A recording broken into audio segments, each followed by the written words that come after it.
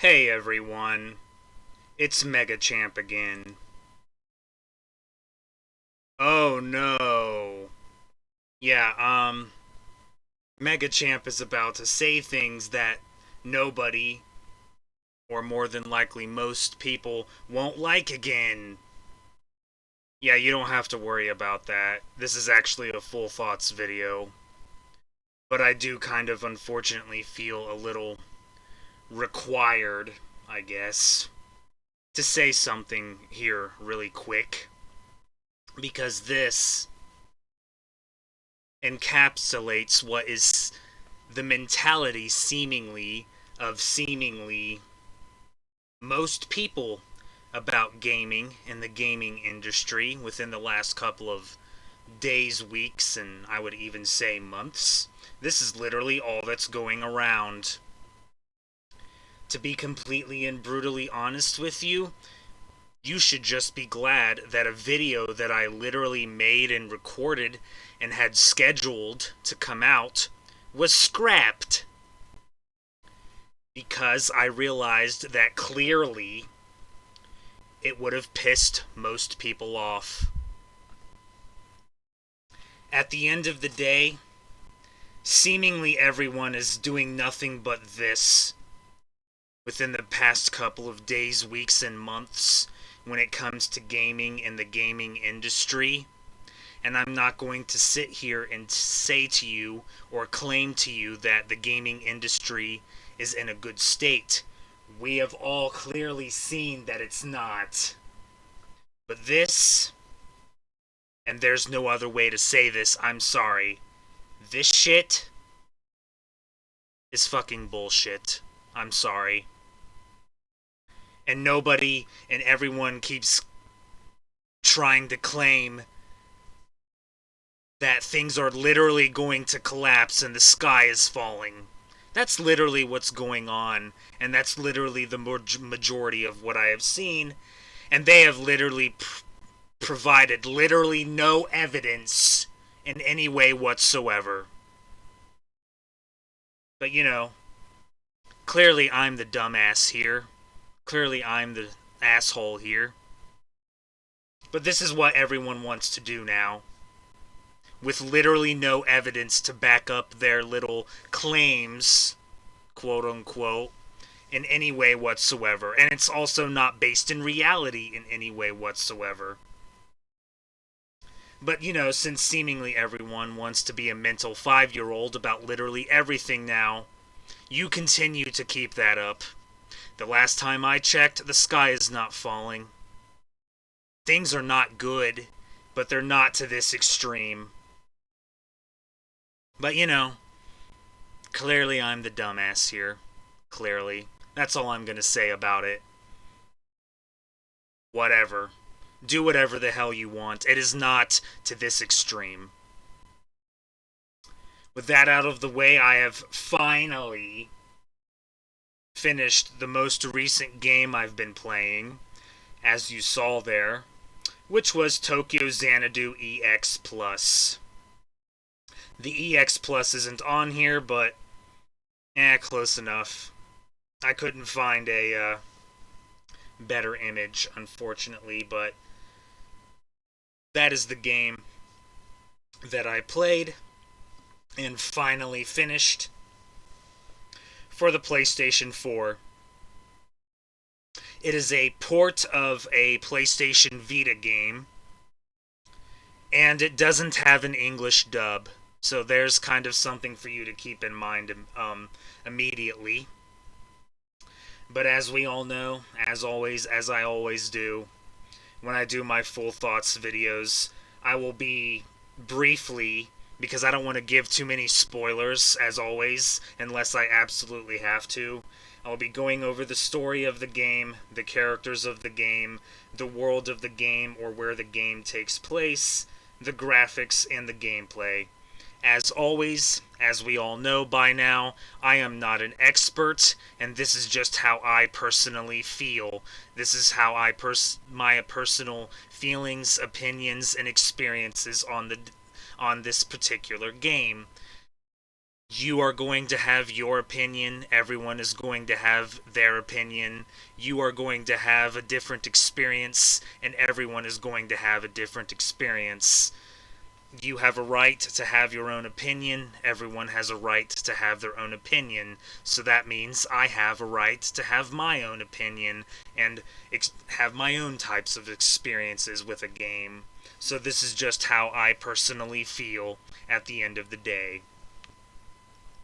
To be completely honest with you, there may not actually be all that much for me to say about this game. There are a couple of things I am going to mention, um, but there's not really all that much for me to actually say about this game, so we're going to start with the story of the game. And without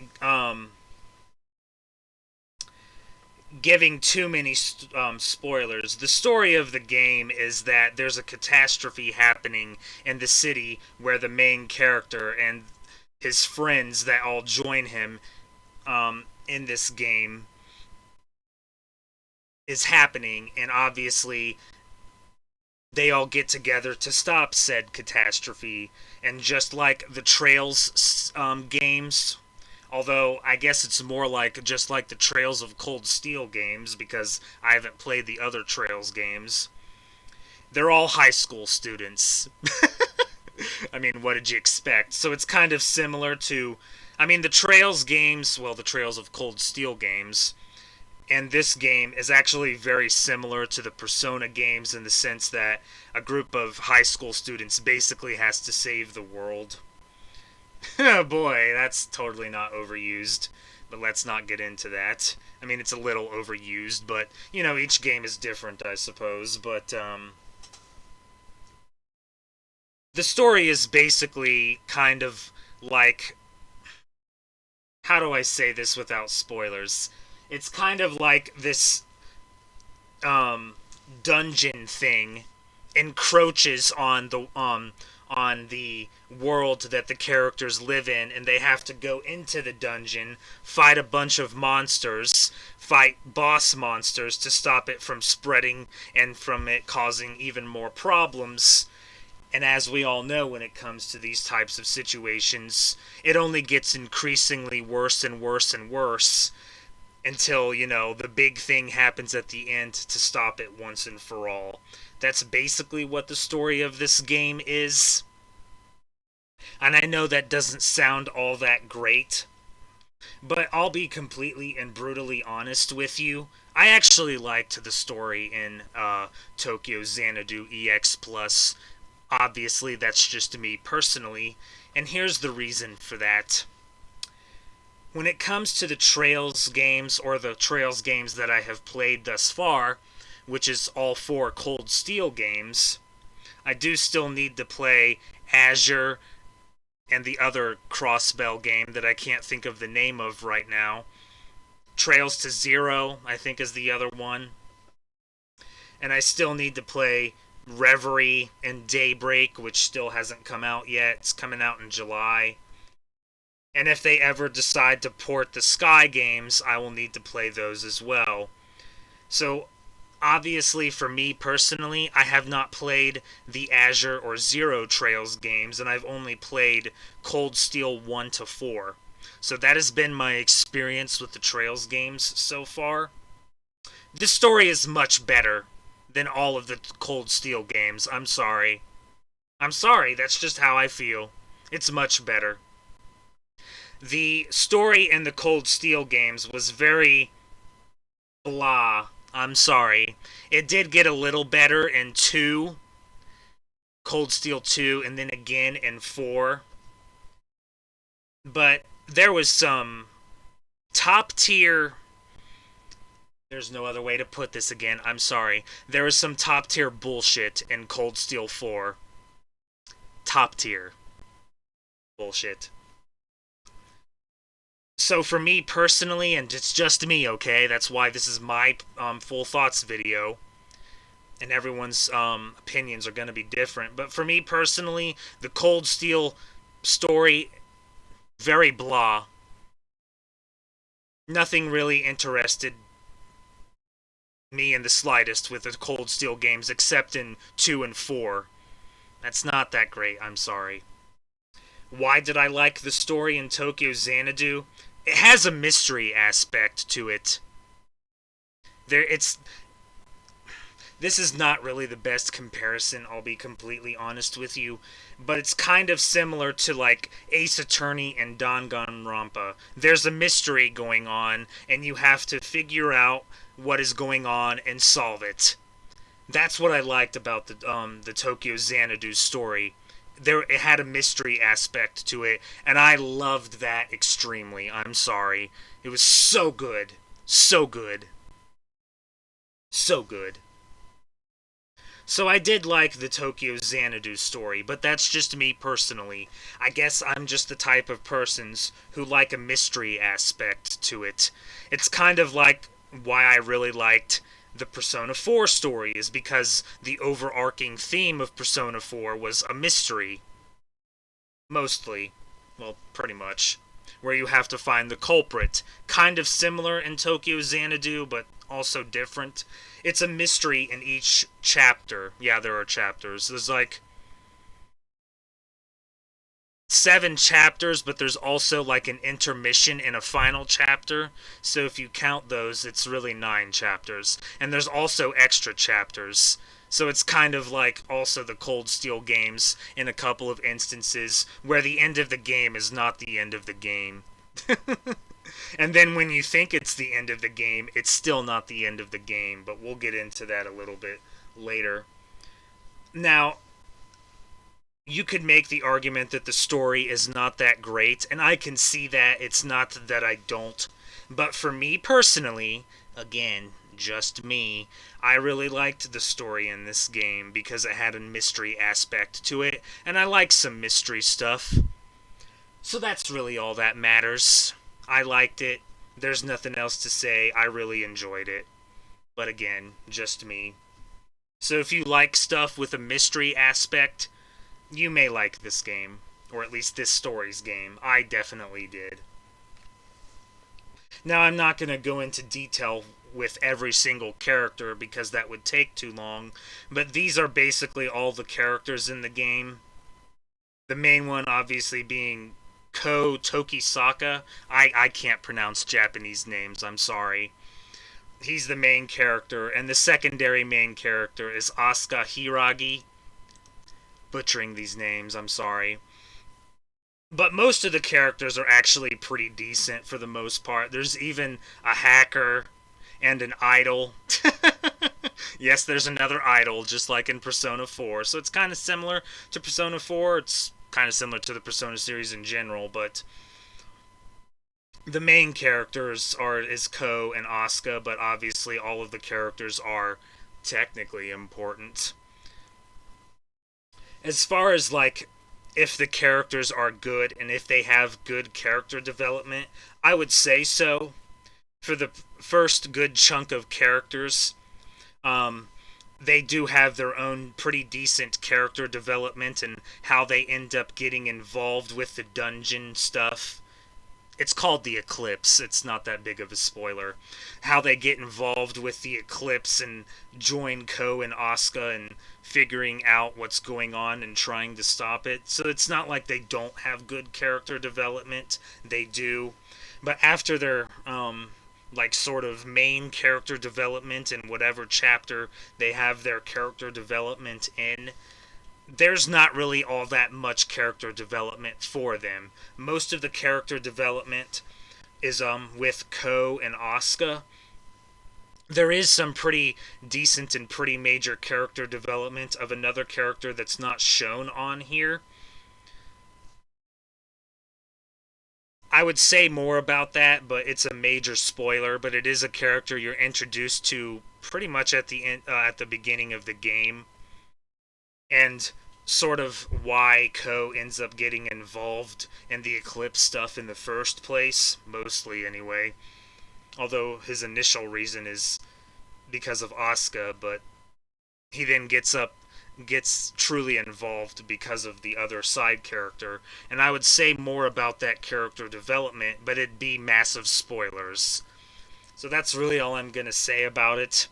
I mean, the character development is fine. They did what they could do with the time that they had allotted, I suppose. I mean, since this is a persona like game and there's a social link like system, if you spend time with the characters in the social link like system, there probably is, and I guess obviously is, more character development, but for the most part it's mostly through the story when they end up getting involved with the eclipse. It's fine. I'm not going to sit here and say it's amazing or great, but they did with what they could with the time that they had allotted. And some of the character development, especially with Ko and Asuka, is actually really good, honestly, because it's throughout the entire game. So it's actually pretty good for the most part for most of the character development. I liked the characters for the most part. There wasn't any one that I particularly disliked or hated or was annoying or anything like that. Most of them were pretty decent. There's really nothing else for me to say about the characters. So yeah, at least there wasn't anything that annoyed me. So it is kind of similar to Tales of Arise in the sense that most of the character development is just the main two. And in Tales of Arise, that was a bad thing, but at least in this game they tried developing the other characters, and they did so with whatever time they had allotted, and they weren't annoying and fighting with each other constantly. But I've already gone on about that when it comes to Tales of Arise. But the character development's fine. I mean, again, it's not perfect, it's not amazing, but they did what they could. It's good enough, if you ask me. It's good enough. So the world of the game, where the game takes place, is obviously once again in a made-up city in Japan, a fictional city. So it doesn't take place in Shibuya or Akihabara or Shinjuku or any place in Japan that's a literal real place. It takes place in a fictional city in Japan called Morimiya. Again, I'm probably butchering the pronunciation. So it takes place in Morimiya. Not much to say about the world of the game. It's mostly in Morimiya. You don't really venture outside of it. You could say that's a negative or a bad thing, and I can kind of see that, but I don't know. I mean, it's a Vita game that got ported with extra additional content. What do you expect? They're not going to expand that much. There was a bit of expansion in the extra stuff, but the location worked for what they needed it to work for, so that's really all that matters. I mean, is the setting great? No, but I didn't really have any issues with it or any problems with it. I mean, most of the places in the Trails games are all made up too, and they aren't that great either, just saying. So, and I'm not even saying that basing it on a real place is gonna make it even better, because that cannot turn out so well either. But the location, the world of the game is fine. There's really nothing for me to say about it. It's just where they live, and, the eclipse is causing problems, so they have to fix it. I mean, it is their home. They have to protect their home. JRPG mechanics and stuff and story. What do you expect? I don't know what to... Sorry, I don't know. I don't know what else to say about the world of the game. It's fine. Again, it works for what they need it to work for. I didn't have any problems with it. But again, that's just me. That's just how I personally feel about it. So now we have to get into the things that I'm obviously the least the amount in terms of being an expert in. In other words, I am not an expert in the slightest when it comes to the last two categories. That, of course, being graphics and gameplay. The graphics of the game, what do you expect? I know I just said it, but unfortunately I have to say it again. It's a PlayStation Vita game that got ported to the PlayStation 4 What do you expect? The graphics are probably similar to the first two Trails of Cold Steel games. Again, it is what it is. It worked. The art style worked for this particular game. I mean, at least I'll say the art style worked for the Trails of Cold Steel games too. It worked for what they were trying to use it for. No, the graphics aren't 4K. Ooh. But they worked for what they were intending it for. So that's really all that matters. That's all I can say. I mean, it's a port of a PlayStation Vita game. It's not going to have the best graphics. But that didn't really bother me. As long as the art style fits and it works for what they're trying to accomplish, that's it. That it was fine. It worked for what they were trying to use it for. So the gameplay of the game is both good and bad. The good is that this is an action game. Yeah, a Falcom game that is an action game. Although I guess Yiz, Y-S, if that's how you pronounce it, is also an action game. I have not played that franchise and probably never will. So it's not like Falcom only does turn-based games like the Trails games. But I actually really liked the gameplay in this game. It was actually really fun.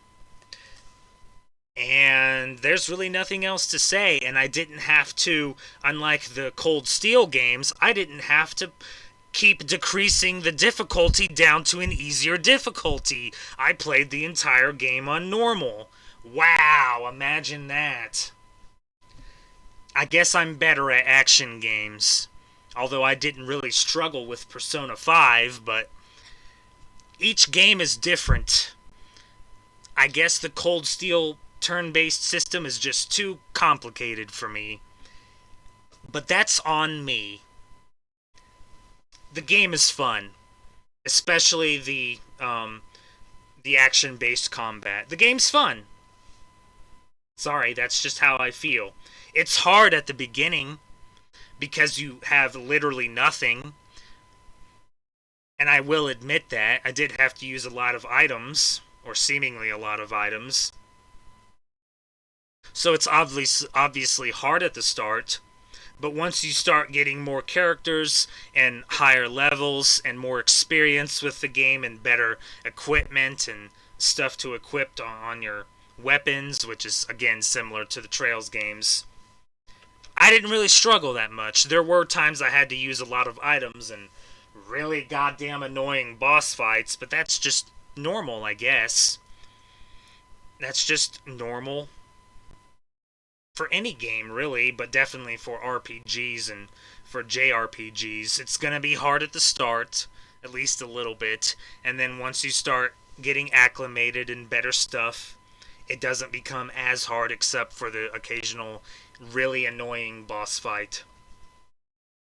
Unfortunately, the action combat is probably the highlight of the gameplay because just like with Persona and just like with Trails of Cold Steel, the rest of it is very boring, and that's me being brutally honest. Especially if you like to do the stuff that is in the Trails games where you get more information on your friends and you complete side quests and you try to get as much information as possible and get as many items as possible as well, which obviously is what I did. I did it to the best of my ability. I'm never able to fully complete that because just like with the Trails games, it takes multiple playthroughs and it's not really something I tend to do. This is definitely one of the more exceptions when it comes to me actually playing more of the game instead of ending when the initial credits happen. I mean, I kind of had to do that with Cold Steel as well in 2 and 4, but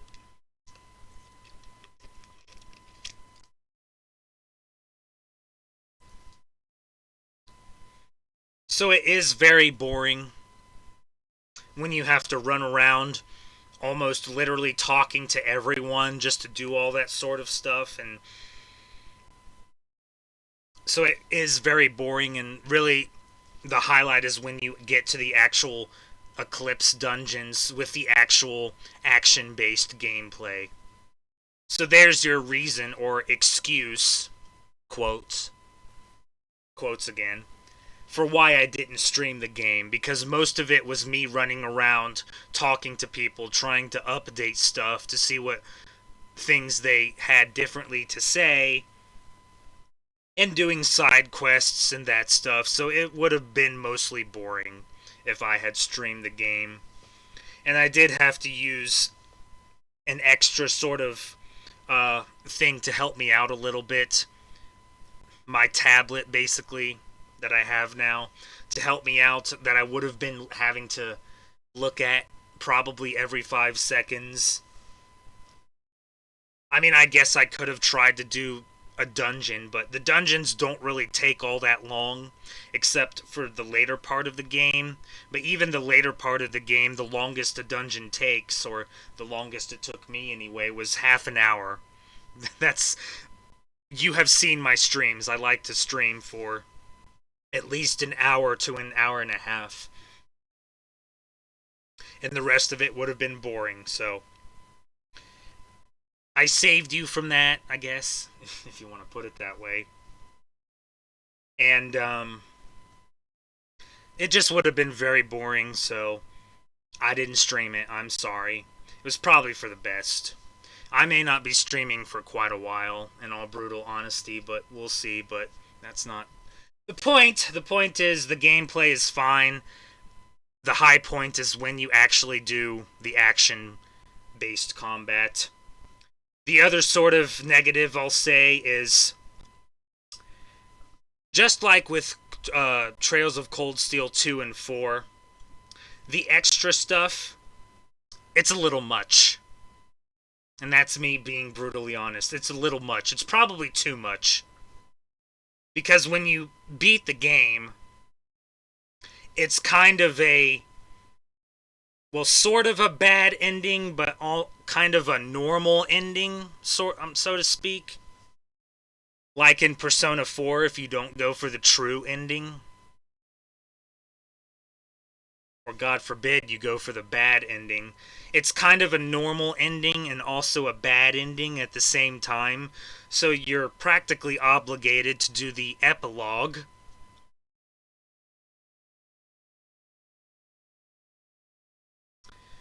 Or the true ending, which is the epilogue. And then after you do the epilogue, which is the true ending, you're given even more. It's a little much. I'm sorry. It was a little much in Cold Steel 2 and 4 as well. It's definitely way too much in this game. It really was. I would have been perfectly content with the epilogue, and that would have been the end of it. The after story, the second extra part, was a little much. I'm sorry. It just was. The extra stuff was just too much. But it is what it is, I suppose. At least the action-based combat was good, so... nothing else for me to really say in terms of that. And there's really nothing else for me to say in general about this game.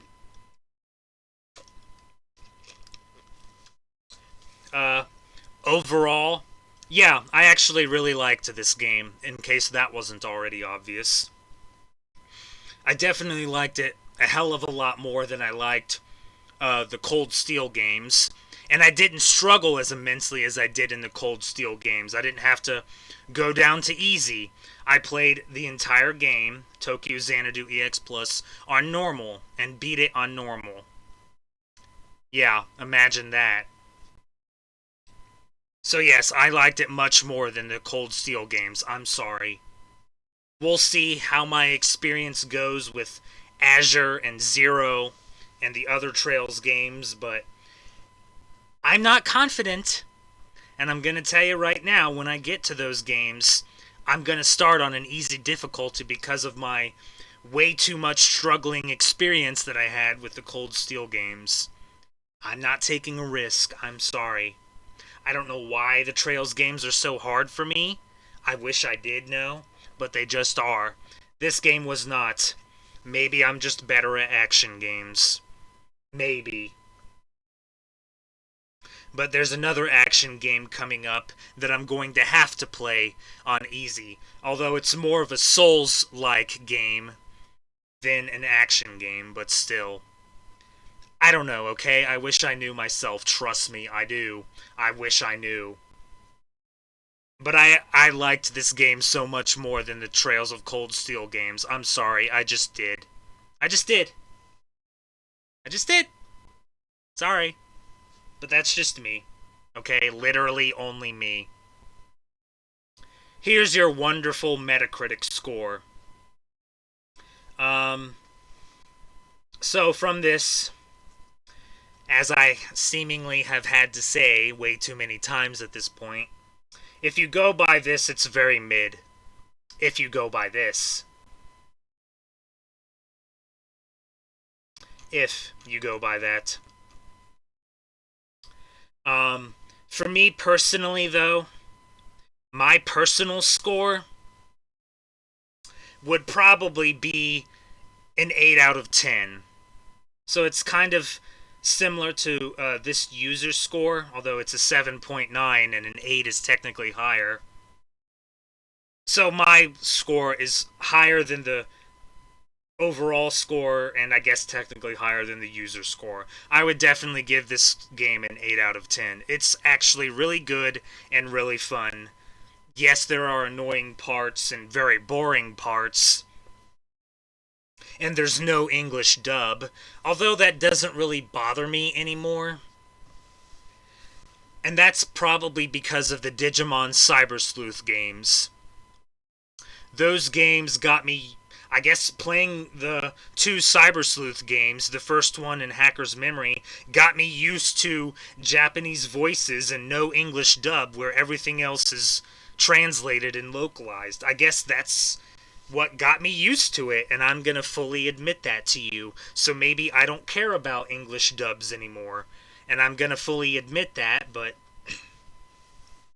I couldn't bring myself to play Persona Q2 without an English dub. I'm sorry. It's Persona. It should have gotten an English dub.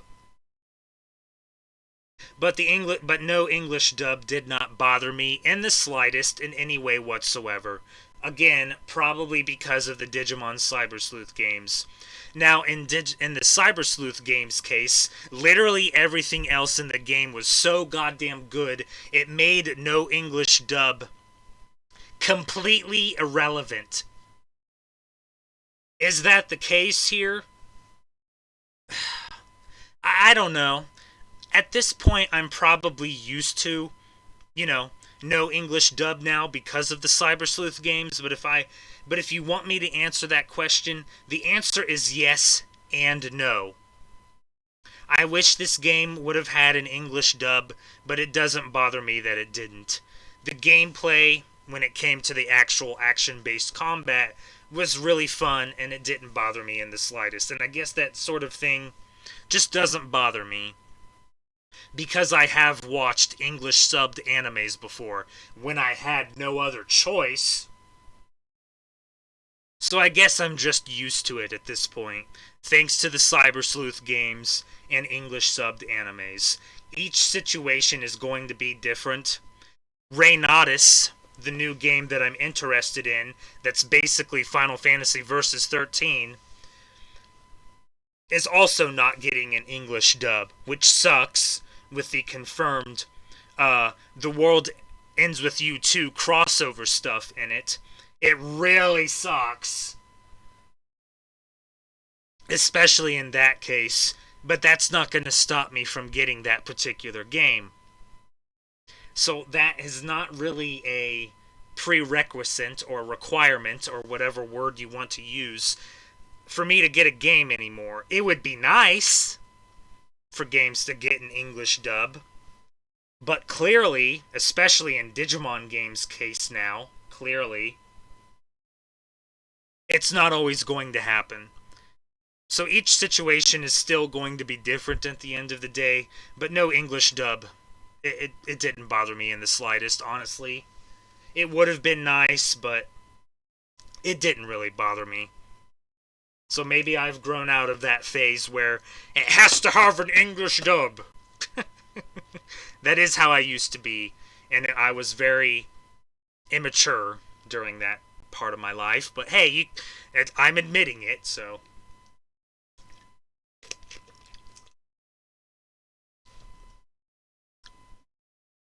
But yeah,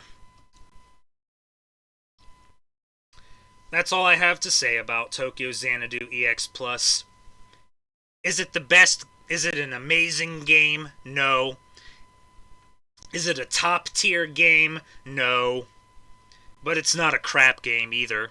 It's a really fun game. I enjoyed it. I enjoyed playing it.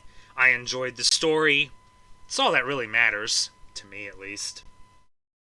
I would recommend this game, but it's up to you at the end of the day. It's a fun game. Story's really good, in my opinion, when you actually do the main story. But, it's a good game, but as you can see, it's a really old game. Almost in about 3 years, it'll be 10 years old. But, yeah. So there you go. That's the story of the game, the characters of the game, the world of the game, where the game takes place, the graphics, and the gameplay. Just really quick before I move on here. They've been hinting and teasing at a new game for this. And just like The World Ends With You, in both the original and final remix on Switch,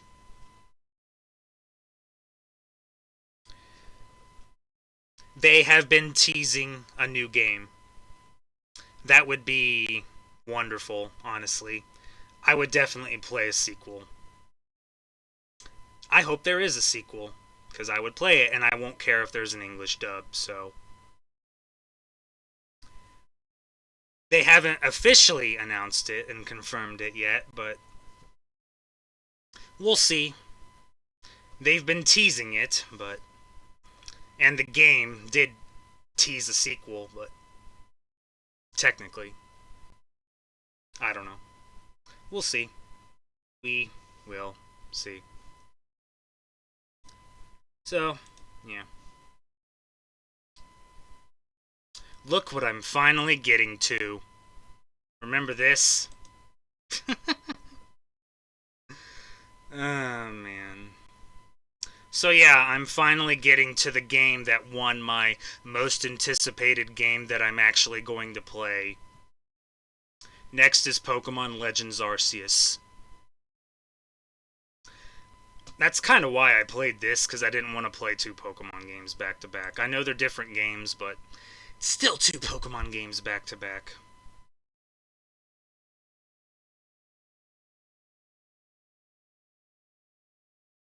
I've heard nothing but good things about this game, but, you know, if we have learned anything at this point, it's that I have to judge it for myself and experience it for myself, but hopefully it lives up to everything I have heard. Hopefully. One can only hope. So yeah, that's my next game. We all know what I'm gonna choose. Haven't used that Pokemon in God knows how long. So yeah. Summer Game Fest is coming up. Looking very skippable.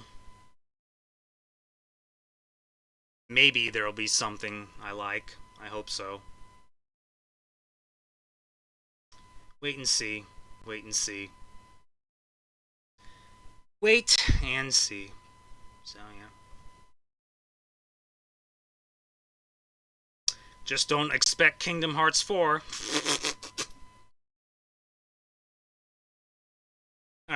That's all. Once Summer Game Fest is over, I'll probably talk about all the stuff that interested me like I did last year. Won't be much.